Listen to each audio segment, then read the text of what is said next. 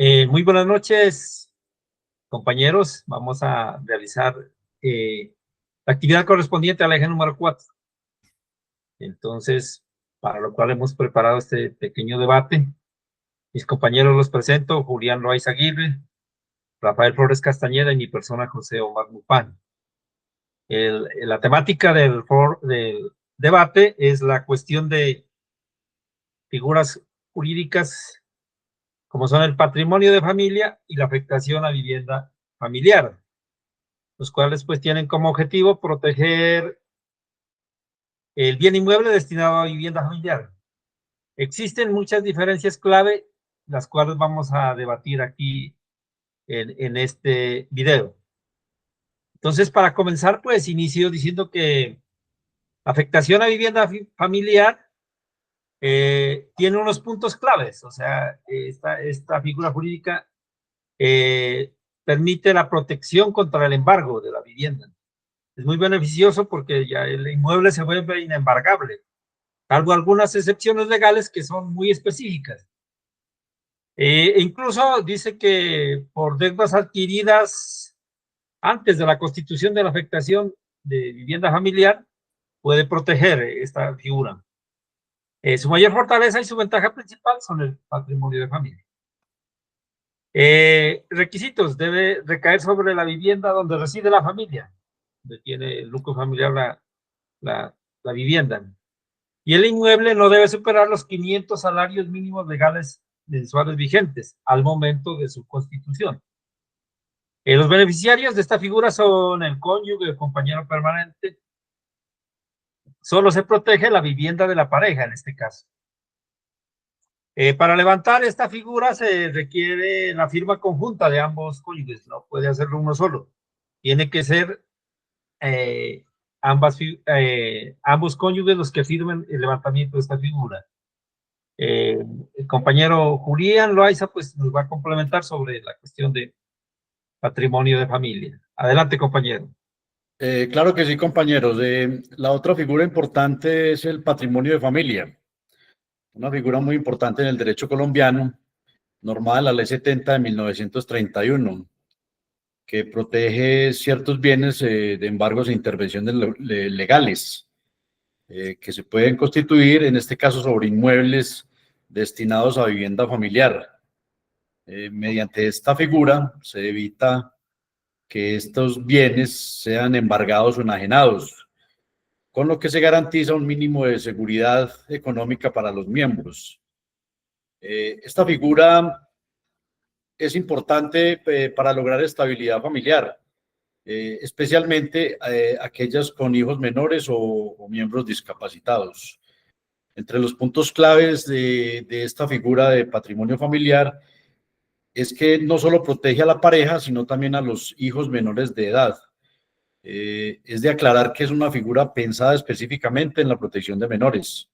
En cuanto al monto, no debe exceder los 250 salarios mínimos mensuales legales vigentes.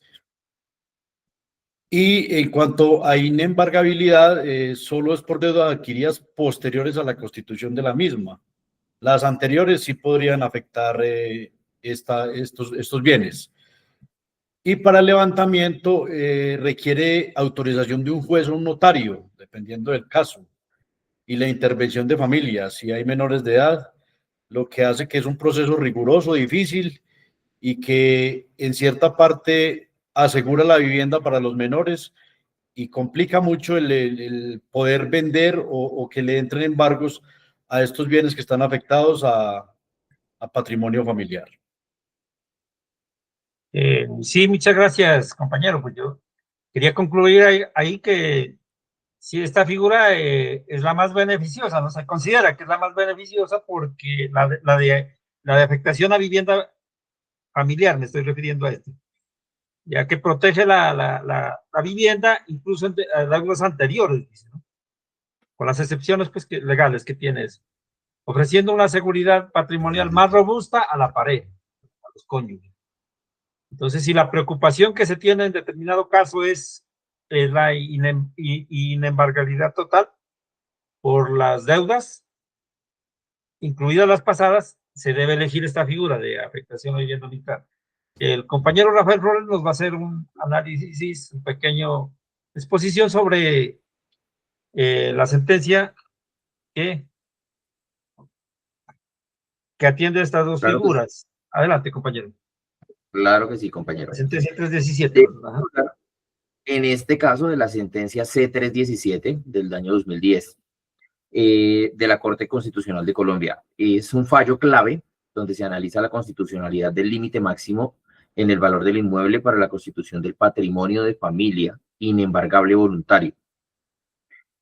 Esta demanda estaba dirigida contra el artículo primero de la Ley 495 de 1099, que estaba modificando el artículo tercero de la Ley 30 de 1931. Esta establecía que el patrimonio de familia solo se podía constituir sobre un inmueble donde su valor no superara 250 salarios mínimos legales mensuales vigentes.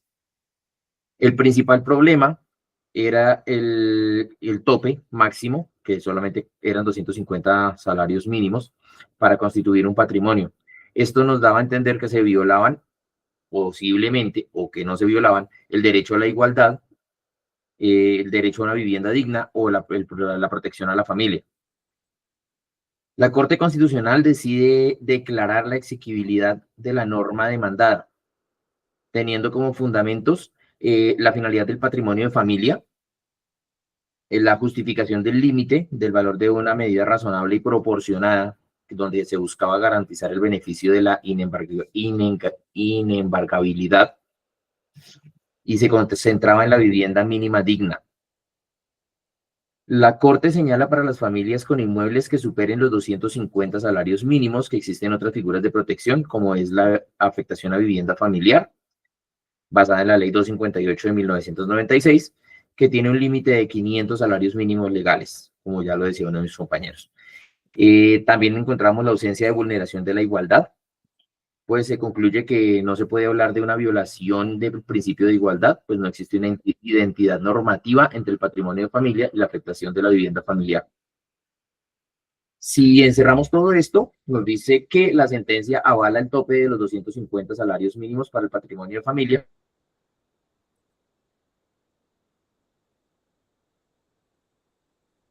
Compañero, se le cayó. De la vivienda mínima de...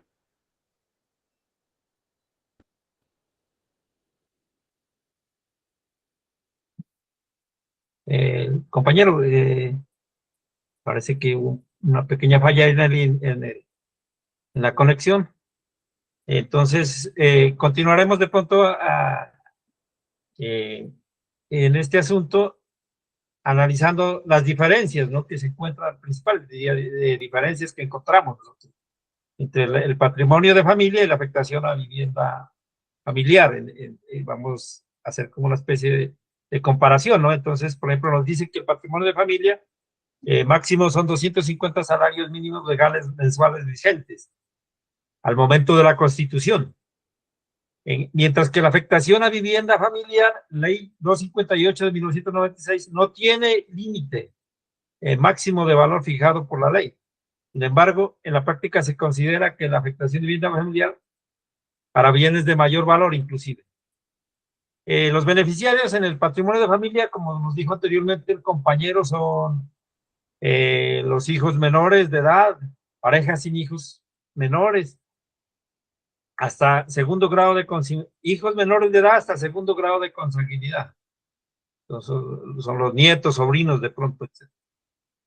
En la afectación de vivienda familiar encontramos que exclusivamente el cónyuge o compañero deben ser el beneficiario, o sea, la protección es directamente a la pareja. ¿Tienen algo más que agregar ahí ustedes, compañeros? Sí, creería yo que si nos preguntamos cuál de las dos figuras es la más adecuada, pues yo pensaría, como personalmente creo que no hay una figura que sea más beneficiosa que otra. Es mirar el contexto en el que se encuentra y la individualidad de cada caso, ya que la afectación a vivienda familiar está más enfocada como a los cónyuges y el patrimonio de familia está más enfocada a la protección de menores. Entonces, si bien no hay una que sea mejor que otra, es simplemente de las condiciones y el contexto de la pareja para saber cuál es la mejor elección en cuanto a la figura de protección de su patrimonio. Entonces, si el enfoque es simplemente de la pareja que no tiene hijos y son solamente la protección de su cónyuge, yo creería que la afectación a vivienda familiar es la idónea. Si hay menores de edad, creo que la más idónea y la que más robusta por la normatividad colombiana es el patrimonio familiar, porque hay una protección muy sólida de los menores y vender o enajenar una propiedad que tenga esta afectación de patrimonio familiar es muy difícil porque se necesita intervención tanto de bienestar familiar y de otros entes que serían los representantes de los menores en estos casos. Gracias, compañero. También quería aquí hacer énfasis en esta cuestión de la inembargabilidad, ¿no? Es inembargable el patrimonio de familia, pero la protección solo es frente a deudas posteriores a la Constitución. Eso pues que nos quede claro, ¿no? Y es inembargable por regla general en la afectación de vivienda familiar, incluso por deudas anteriores a su constitución. Y es muy claro ahí, ¿no? También entonces vemos pues las ventajas que tiene tanto una como otra figura y que uno debe analizar el caso para ver con cuál de estas figuras, ¿no?, toma partido. Entonces eso es lo importante, sería pues aquí analizar el caso, la situación, aunque dice que en algunos casos se puede aplicar ambas figuras jurídicas, se puede aplicar en determinados asuntos jurídicos que sean de conocimiento. Eso, compañeros, pues, ¿será que tienen alguna otra opinión o damos por terminada nuestro debate? Pues creo que para terminar, lo único sería que tengamos como de recuerdo el hecho de que como tal en el patrimonio de familia solamente se puede construir el patrimonio de familia que admite la integración de bienes contiguos que no superen el tope, que son 250 salarios mínimos, mientras que en la afectación familiar solamente se puede afectar el bien inmueble destinado a la vivienda familiar. Eso pues para que lo recordemos básicamente. Claro que sí. Bueno, gracias, compañeros, entonces muy amables por su participación y muchas gracias. Damos por terminado nuestra actividad. Feliz noche. Feliz noche.